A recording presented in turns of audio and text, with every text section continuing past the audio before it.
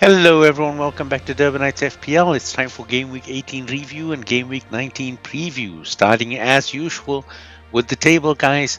Up at the top for the first time, we have 11 players in the first page, and that's thanks to Fatality, our original champion, jumping into the top 10, tied on 971 with Fatih FC.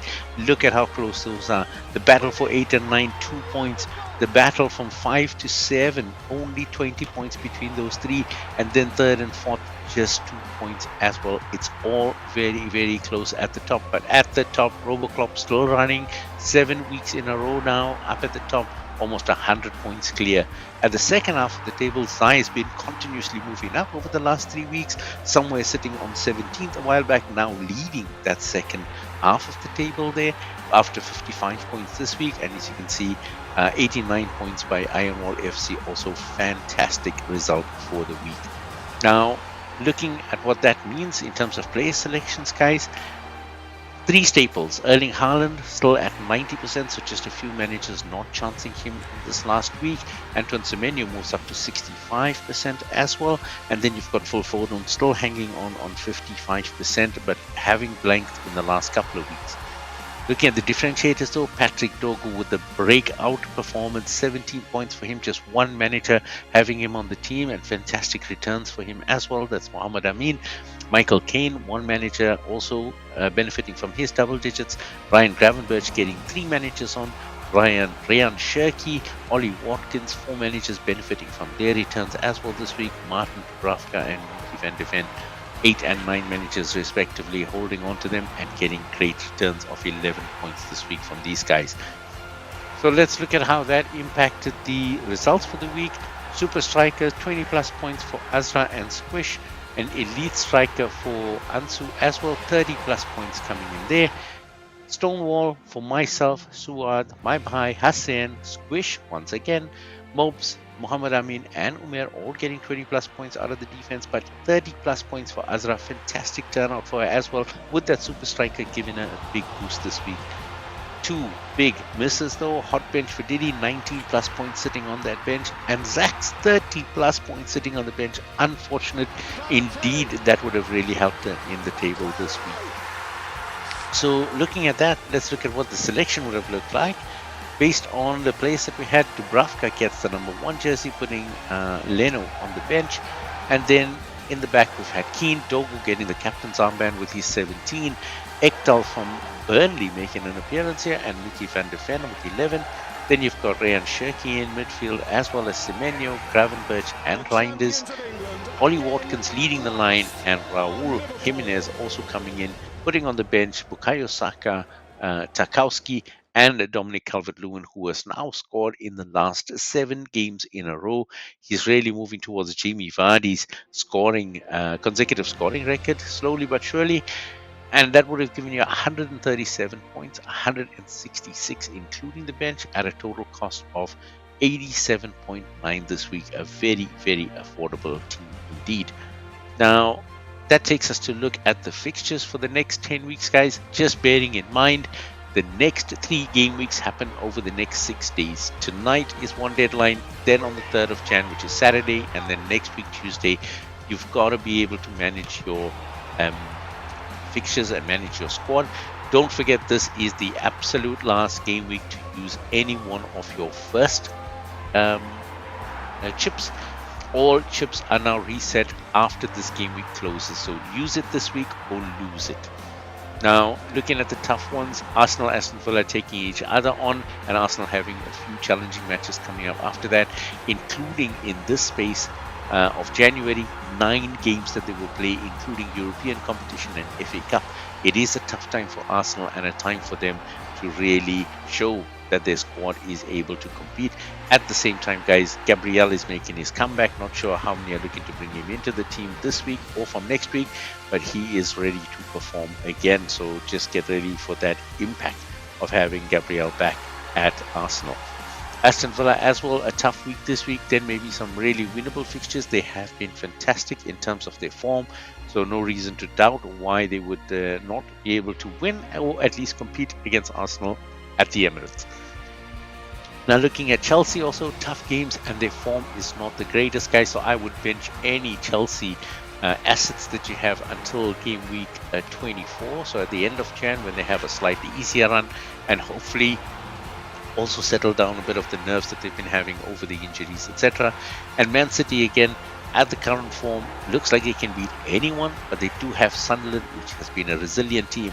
Chelsea after that, then Brighton, and then Manchester Derby as well, coming up on the 17th of Jan before they hit a little bit of the easier fixtures. Still would hang around with Erling Haaland, but you might want to rotate for the rest of them. In terms of who we're picking, though, Brighton have some good games coming up against West Ham and Burnley in the next couple of weeks. Also looking at Crystal Palace, who have a good game against Fulham, but they are struggling also because of a jam-packed European schedule as well. But then you've got Everton, who can really hold their own against Forest and Brentford. Brentford missing, of course, Dango Utara currently because of AFCON, and then some good games for Everton. Now, Everton are really solid at the back. David Moyes has a great defensive setup, so think about maybe including a few of those defenders in your team. Liverpool still have a great one against Leeds before they face a few tougher matches, but at this moment in time, they seem to be in a good vein of form, and they've got players that are scoring. They're much more settled now. Isak's out of the picture for the short term, unfortunately, due to injury, but that means that Ekitike is pretty settled in there, and Chiesa is even getting a chance to run in. Manchester United, some good games on paper. They have been a bit erratic, but now with playing four at the back in the last game, managed to hold a clean sheet against Newcastle. Will they do it again? They had a fantastic fixture and a result against Wolves the last time around in game week 15. Time for them to try it again. Newcastle having a tough time last week against United, unfortunately. A lot of chances, though. Now, 4 games in which they can really assert their dominance and move up the table. Looking at guys like Walter Made to make a difference there as well. Maybe Johan Wissa. Also, on the defense, they are struggling a bit, so Malik Chow might have his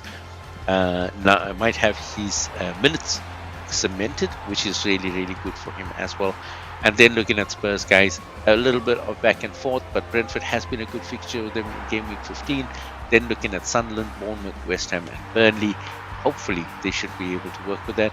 Be aware that Brennan Johnson is possibly moving to Crystal Palace. He has not been favoured by Thomas Frank at Spurs, so that might be a change that comes around in the January transfer window. Just watch out for that one. So, looking at the back line, guys, no goalkeepers out. So our goalkeeper selection is looking at Verbruggen for Brighton based on the fixtures they have. Alisson at Liverpool this week, and Pope making his return at Newcastle. Unfortunately, Aaron Ramsdale did not have a fantastic showing in the time that Pope was out. So I think Pope will get the gloves back easily for this week's fixtures. And then looking at the defense, there's quite a few that are doubtful as well. So a lot of injuries coming in with a packed schedule. Branthwaite is trying to make his way back into that Everton lineup, and possibly there is going to impact Michael Keane for those that have him. Levi Colwill still out for Chelsea. Timber and Calafiori both doubtful for Arsenal. Calafiori picking up a knock in a game before the last one, and Timber rolling over his ankle during training just before the last game started, so that's why he missed out on that one. Sven Botman, Dan Burn, and Tino Livramento all out for Newcastle. Daniel Munoz still out for Crystal Palace, and Richards is now highly doubtful. Matty Cash is suspended for Aston Villa against Arsenal. That's going to be tough for them. Daniel Ballard is not available or highly doubtful for Sunderland. Kukureya's doubtful for Chelsea, and Joe Rodon is highly doubtful for Leeds. So a lot of pending there. But if you've got Brighton, you want to look at Van Heck and Kepa. Good fixtures as well coming up, and they are known to score. Gabriel for Arsenal and Saliba, the choice centre-back pairing. I think they're going to go for that against Aston Villa, who they lost to earlier in game week 15. So a chance for them to actually seal that up with Gabriel. Let's see how that's going to work. Lacroix and Gahey are the choices from Crystal Palace, but Crystal Palace are suffering a bit because of fatigue currently. Then you've got Virgil van Dijk at Liverpool. Patrick Dorg, who definitely deserves an inclusion based on his performance last week against Newcastle, and a good fixture coming up against Wolves, where playing as part of that back four, he might have a chance to score a few more. And then Malik Tor, we mentioned, also one of the standing defenders currently at Newcastle, with the fixtures they have coming up, worth a shout. That takes us into midfield. Xavi Simons is still out with his suspension, as is James Madison and Dejan Kulusevski. Kulusevski probably going to be showing up in the Spurs fixtures in the new year at some stage. Keenan Dewsbury Hall still highly doubtful for Everton. Hopefully he makes it back before the great run of fixtures coming up from game week 21 onwards. Oh, it's going to be pretty sad for him. Bruno Fernandes still out for Manchester United. I believe he does want to start training again, so it might not be long before he is back. Jack Grealish is doubtful at Everton. Mason Mount highly doubtful for Manchester United. He did feel something in the game against Newcastle, so came off just after half time. Not sure how that will impact his performance and his availability for the games ahead. And Anthony Elanga has a slight knock, so might not be available for Newcastle. And I think they are really missing his speed on the wing. Looking at the picks, though, quite a few to pick from. Tijani Reinders, Ryan Cherki, and Phil Foden at Manchester City looking to fill that midfield gap. Antoine Semenyo and Marcus Tavernier at Bournemouth. Gravenberch, Chiesa, and Szoboszlai. Szoboszlai back and available now for Liverpool against Leeds. So look at them coming with a strong lineup in that midfield. Cole Palmer at Chelsea. Not super performing, but he's got to be back at some stage. And guys, if you're looking at Chelsea, you want to look at targeting to bring them in from game week 24. They have a fantastic run of West Ham, Wolves, Leeds, and Burnley. 4 clubs at the bottom of the table in a row. A chance for them to really slingshot themselves into the top 4. Then Matthias Cunha from Manchester United, fantastic game against Newcastle as well. He's battling away and also looking at getting more goals, so a good chance against his former Wolves team. And then you've got Jakub Minte and Diego Gomez from Brighton. Good fixtures coming up. Minte is playing a bit deeper now, unfortunately, because of changes that had to be made. Not sure whether it's AFCON related or injury related, so he might not be the best one for goals, but Diego Gomez has definitely stepped up to that. Anthony Gordon for Newcastle and Bruno Guimaraes. Good games coming up for Newcastle as well. Gordon has been misfiring, but I just have a feeling he's going to come right and then give a lot of points to whoever has the faith in him. Looking at Forest, you've got Callum Hudson-Odoi, Morgan Gibbs-White, and Elliot Anderson. All fantastic midfielders. Good fixtures coming up for them. They've got Fulham this week. They've got Everton this week, and then a few good fixtures coming up for them later on. So a chance for you to really score on these guys. Then looking at the forwards guy, Kai Havertz is on his way back. According to Mikel Arteta, he's days away from returning, not weeks, and that means that we should see him in an Arsenal shirt soon. And the question is, will he then become the leading forward versus Victor Gyökeres, for those that have hung on to him? Maybe a chance to look at how you want to structure that now. Dominic Solanke is still out for Spurs, unfortunately. So is Chris Wood for Forest, Rodrigo Muniz for Fulham, and of course Alexander Isak for Liverpool. The picks, Haaland is never far away. It's a tough game this week against Sunderland. Maybe they'll be rocking them, maybe not, because Sunderland is a super compact unit as well. Let's see how that will go. But Ugo Ekitike is there for Leeds as well, so another good choice for captaincy after that blank by Haaland last week. Then you've got Igor Thiago at Brentford. Not the best game against Spurs, but Spurs defense can also be leaky, so look at that. Dominic Calvert-Lewin, again, we have to recommend him, guys. It's not an easy fixture for him this week, but at the end of the day, 7 games in a row scoring means that you have to give the guy the respect that he deserves. Fantastic run for him. Let's see if he can continue that. At Newcastle, always a double threat here for Waltemada and Wissa. Waltemada still seems to be holding on to the opening berth there, or the starting position, and then Wissa coming on as a late sub. Not sure how long that will continue, but for now you have the choice of the two. And then Richarlison at Tottenham, again, not the most prolific scorer, but he has been picking up points along the way for Spurs, whether it's an assist or whether it's a goal. So maybe one to consider if you're looking for that differentiator in your team. So guys, that's all we have for now. Again, a couple of reminders for you. Number 1, the deadline for this particular game week is tonight, 7 p.m. if you're in Europe, 8 p.m. if you are in South Africa. Don't forget that that's the timeline that you have to follow. There are also 3 game weeks between this one and the January 6th game week 21. So 3 game weeks in very short order.